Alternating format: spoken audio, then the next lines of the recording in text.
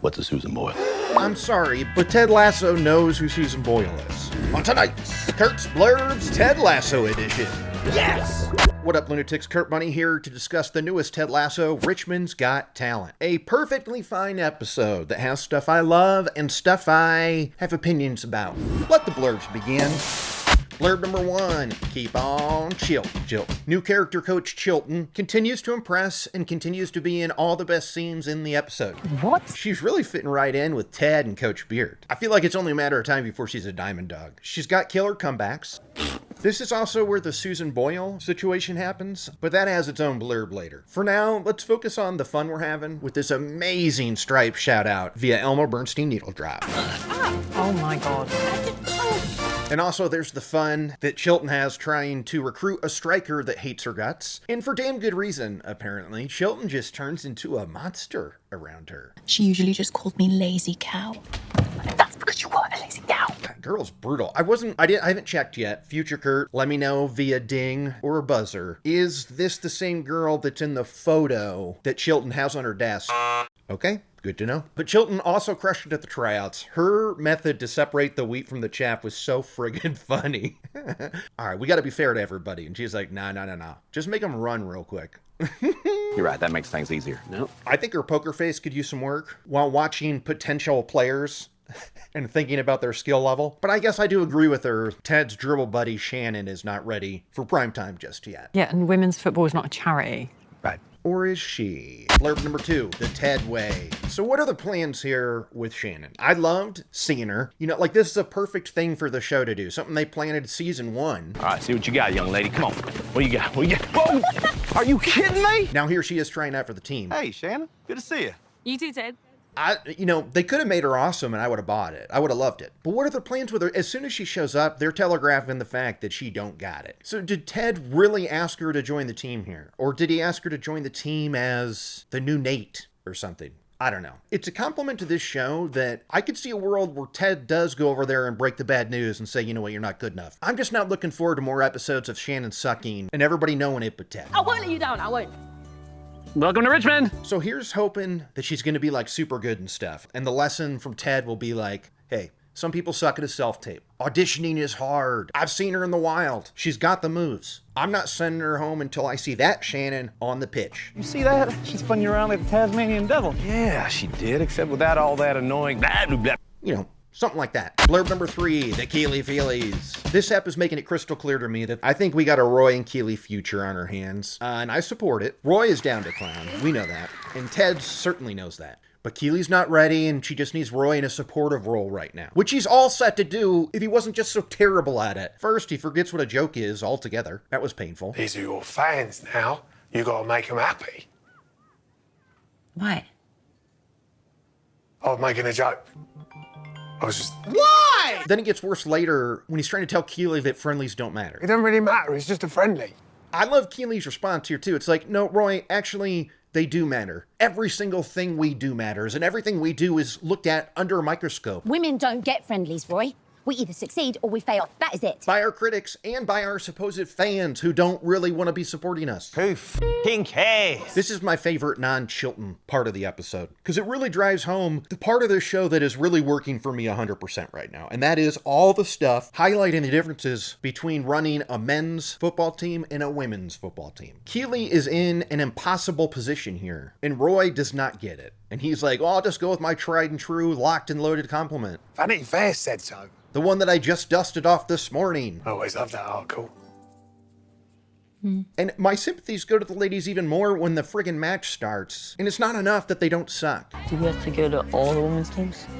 Like, they're holding the other team 0-0, but everybody's falling asleep. And it's like, no, you gotta be more than that. You gotta be more than just good enough to be here. You gotta be fun to watch as well. I mean, that's tough. How many shots on goal we had? 0. Why does it feel like less? But luckily, that's where Chilton's ringer comes in. And the Lady Greyhounds go up 1-0 in some very unique kits. Compliments of Roy having a good idea for a change. This is very sweet, and I love that the team embraces it. It's a nice little bow to tie this episode together, so I'm not going to spend too much time on wondering how Roy's niece got her hands on 25 blank jerseys that were in the team's colors. All right, I'm not going to ask that question. I am going to ask the bigger question, though, about Roy's role on the show. Blurb number 4. Should Roy be here at all? This question has been floating around the mind grape since last week. And it's nothing against Roy. I love the guy. I love Roy, and I want his happiness. But this was really haunting me when we see him at an away game on the phone to Keeley. He's sitting there asking her if everything's okay. He's checking in. We'll see in a minute that he's got the niece's socks on. So that's a boom. Even though this was a way better beat the first time we did it last year with the Roy-themed tie-dye. You look nice. But the issue tonight is when the men's team walks by, we never get a wide shot to see these mystery players. And we all know why that is. None of these legs belong to the players we know and love. They can't show us the men's team because we'll be looking for those faces. They're not going to pay a previous season's actors to come in to do a glorified bit as an extra with no lines. I mean, even if they did want to pay for that, I don't think those actors would want to do it. The easiest move is to just crop them out, but instead this makes it even more glaring and distracting. This makes me think about the circumstances behind the scenes even more. It's like in a movie when they don't have the budget or pull for a cameo by a real life person that they're talking about. For instance, Love Guru. Oprah wasn't doing that pile. So they had a voice actor do an impression. For the first time on the Oprah Show, welcome Guru Pickup! And then later, Celine Dion appears, or so it's implied by her elbows. That's what it feels like watching these faceless legs walk by Roy. I can't help but wonder, like, should Roy even be a part of this new season? Everyone else feels like a necessary part of the team, but Roy's presence feels shoehorned in. I don't know where the kits are, Roy. If Brett Goldstein was not a writer and executive producer on Ted Lasso, would he be a part of this season 4 reboot? I don't think so. The more we just see him, he's only into this world when he's like trying to get in the good graces of Keeley. It kind of makes him look a little sad for it.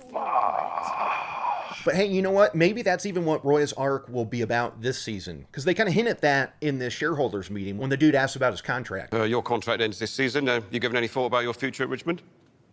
So maybe the show knows it and they're just starting to plant the seed and they're going to face it head on. That would be cool. I hope that's what they do with it. The good, the bad, and the Becca. First, the good. I loved her speech to the Pinter & Sons CEO, even after that early fumble. Any relation to the playwright, Harold Pinter? Ooh, that silence hurt. No. But the speech she gives is great, as all of Rebecca's speeches are. And I think she makes a great case here for why Pinter & Sons should ABBA this situation and take a chance on AFC. We took a chance creating this team. We need to be given a chance. That got the feels going in the right direction for me. Then Matisse is here for his visit. My arms are crossed. You are clear for landing. A big old hug. Come here, man. Look, Rebecca's never been happier, and I'm happy for her. She's having a blast. She's getting late on the rag. She's teaching Ted valuable lessons about knocking first. But I think Matisse is kind of a jerk. He bugs me. I don't like his reactions each time Rebecca wasn't able to get there on time, okay? I had to because the waiter doesn't think you exist. Which is actually better than the truth that I got stewed up by my girlfriend. Look, I get it. It happened 3 times in a row. It sucks. But I'm not sure he has to bring it up to everyone every chance he gets. My lady stood me up 3 days in a row for dinner. A waiter thinks I am pathetic. But it has not rained, so that's good. That's great. All his jokes about it are kind of mean, I think. I don't like the vibe he's sending. I'm sorry, I just had to make sure you were actually here before showing my face again.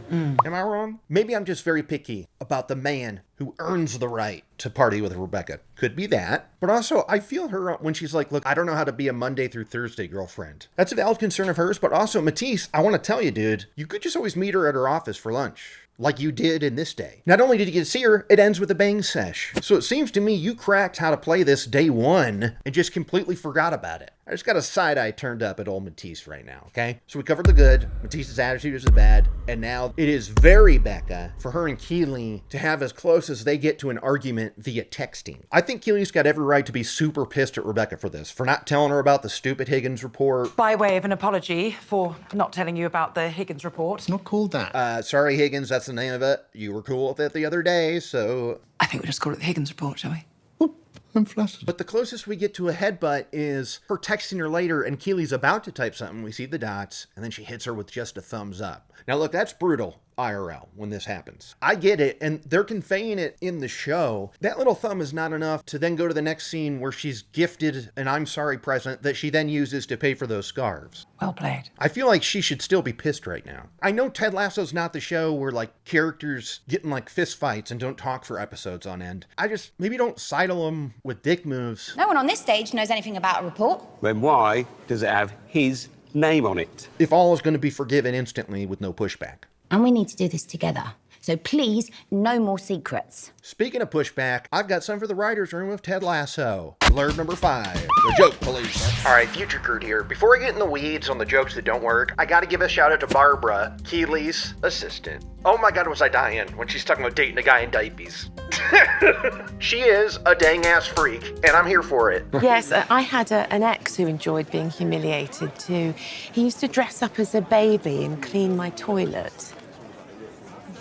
So funny. So Barbara, love you girl, stay nasty, and back to it. Oh wait, yes, I realize now 2 episodes in a row I've referenced a Mike Myers movie. So don't tell the joke police, okay?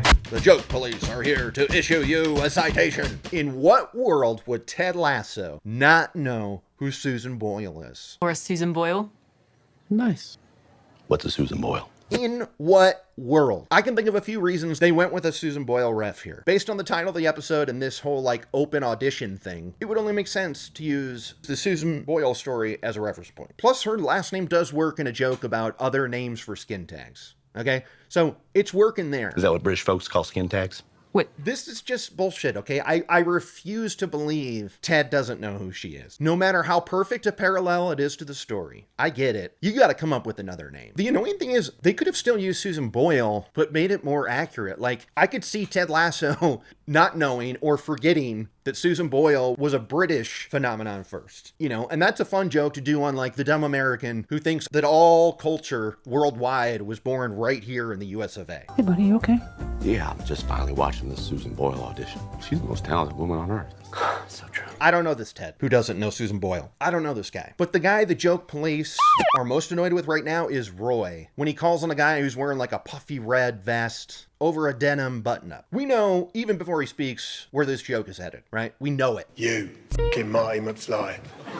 I hate this joke and jokes like it because it's so clearly reverse engineered for a joke to happen. It's like they're like, all right, they were faced yet again. They needed a scene of grumpy Roy in the press. Let's have Roy make fun of what someone's wearing or what they look like. It worked the last time we had to do the scene. Why not do it now? You, 5 o'clock shadowhead. So then it's like, oh, what's a super safe thing we could have somebody look like that's not offensive to anyone in any way whatsoever, and everyone in the world will get the reference. What could we do? Oh, I know. Boom, Back to the Future ref. Let's do it. No. I'm snotty about these kind of things, but I'm over Back to the Future as a reference. It's a great movie, great series of movies, but they've been over-refed by other stuff. Too many things have done it, and honestly, no one's ever going to top the reference to it that they did in Glow when Mark Maron realizes that the script that he's been writing, his passion project... It's about a boy, this all-American kid, can't stop jerking off to fantasies about having sex with his mother.